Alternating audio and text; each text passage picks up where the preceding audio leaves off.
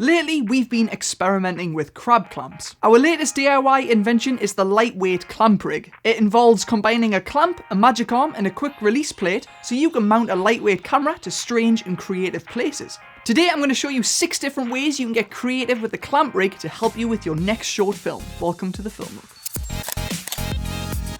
Nothing beats the traditional film grain aesthetic. So if you want to give your video a true film look, hey, check out these incredible grain overlays by Rocket Stock. Their stunning pack emulsion was shot using real film stock, including Eastman XX and Kodak Vision 3. Head over to rocketstock.com to see for yourself. Let me preface this episode with a quick note. These clamps can be tightened very easily, so just make sure you attach them to something strong.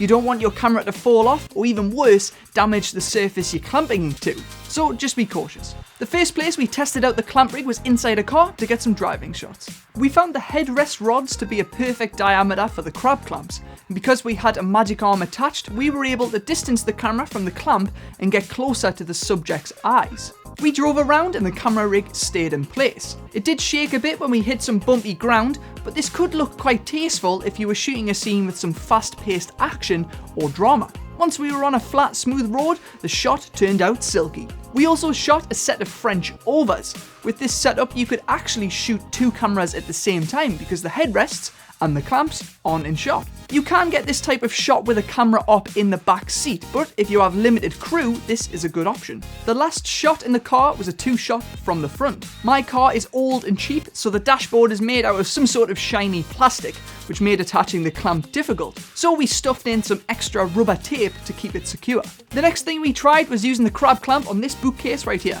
We attached the clamp rig to the top shelf of the bookcase and positioned it looking into the room. With this shot, you can simulate a CCTV camera. This would be difficult to achieve with a tripod because of the lack of height and its spread out legs, so the clamp actually made this shot possible. Then we pointed the camera looking straight down to the floor, achieving a very high top-down frame. This is a very strange type of angle, so using this type of shot in a film would work great if you wanted the audience to pay extra attention to something. We wanted to go a little bit weird with this next one. Similar to a snorri cam setup, we attached the clamp rig to a moving dinner plate. When coupled with the journey from the microwave to the table, this shot does become quite interesting. There is a lot to tell about a character by the type of food they eat, so if you're using food to give a character or scene thematic emphasis, you can give the shot extra presence by turning it into plate cam.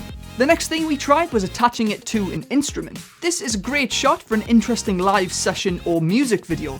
As the musician moves around the stage, the guitar seems to stick to the frame, giving us a shot with, again, a lot of presence. Just a quick note, before you attach the clamp rig to a guitar, ask the guitarist if it's okay and try to pad out the clamp to relieve the pressure on the guitar to prevent any damage.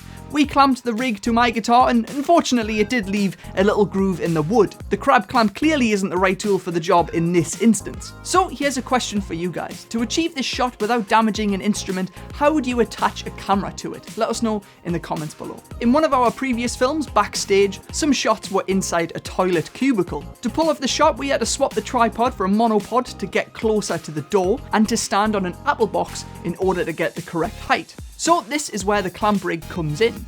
We replicated the shot from Backstage, but this time we attached the rig clamp to the cubicle door frame and locked off the shot. It does mean you can no longer pan and tilt when the clamp is in place, unless you figure out how to attach a tripod head to it, but now it's safely up a height, pointing down, and best of all, you can now open and close the door, so you won't have to lock your talent in the loo anymore. The last few things we tried were based on shooting vlogs. When a gorilla pod isn't secure and a tripod is too bulky, you can use the rig clamp to attach it to things like railings if you wanted to get a shot of walking through the frame, or if you wanted to talk to the camera. Lastly, we tried attaching the rig clamp to the table while we wrote the script for this very video. The camera is secure and out of the way. It can't be knocked off the table during a time lapse, and there's no chance of someone walking along and kicking a tripod leg, for example. And if someone tries to steal it, they will have a lot of trouble getting it disconnected. This was a bit of an experiment. The rig clamp isn't perfect and we know that, but it certainly opened up some possibilities for shooting. The parts we used can be found in the description. If you want to see more videos just like this one, you can subscribe by hitting the orange lens cap right there,